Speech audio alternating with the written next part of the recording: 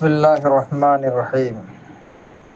جناب محمد زید رضا نارائن پور چھتیس گڑھ سے سوال کرتے ہیں۔ انہوں نے پوچھا ہے کہ زید نے اپنی زوجہ کو 3 طلاقیں دے دی اس بنا پر کہ اس عورت کا ایک غیر مرد کے ساتھ ناجائز تعلق تھا۔ طلاق کے بعد وہ عورت اسی غیر مرد کے ساتھ بغیر نکاح کے رہنے لگی اور ان کے درمیان جسمانی تعلق بھی قائم ہوا، جس کے نتیجے میں وہ حاملہ ہو گئی۔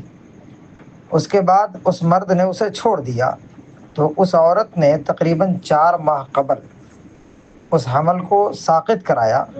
اب وہ عورت سابق شوہر زید کے پاس آ کر نہایت ندامت و افسوس کے ساتھ دوبارہ نکاح کی خواہش ظاہر کر رہی ہے اور آئندہ ایسی غلطی نہ ہونے پائے اس کا وعدہ کر رہی ہے۔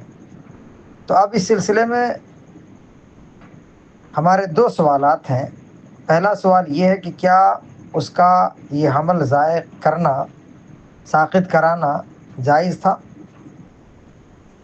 دوسرا سوال یہ کہ زید نے چونکہ اپنی بیوی کو 3 طلاقیں دے دی تھیں اور اس نے ناجائز تعلق دوسرے سے قائم کیا، تو کیا یہ ناجائز تعلق قائم کرنا یہ حلالہ کے قائم مقام ہے یا اسے دوبارہ نکاح حلالہ کرنا ہوگا؟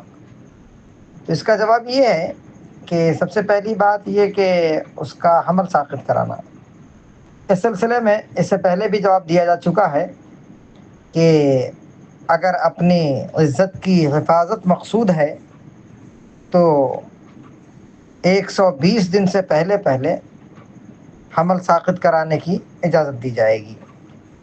چونکہ اس سلسلے میں اعلیٰ حضرت عظیم البرکت رضی اللہ تعالیٰ عنہ سے سوال ہوا تو سیدنا سرکار اعلیٰ حضرت رضی اللہ تعالیٰ عنہ نے جواب یہی فرمایا کہ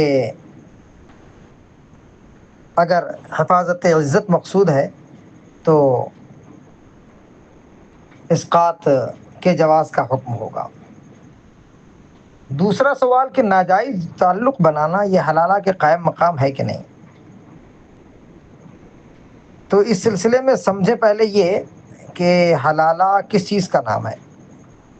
شوہر اول سے طلاق مغلظہ کے بعد عدت گزر جائے، اس کے بعد نکاح صحیح اس کے ساتھ وطی، یہ ہے حلالہ۔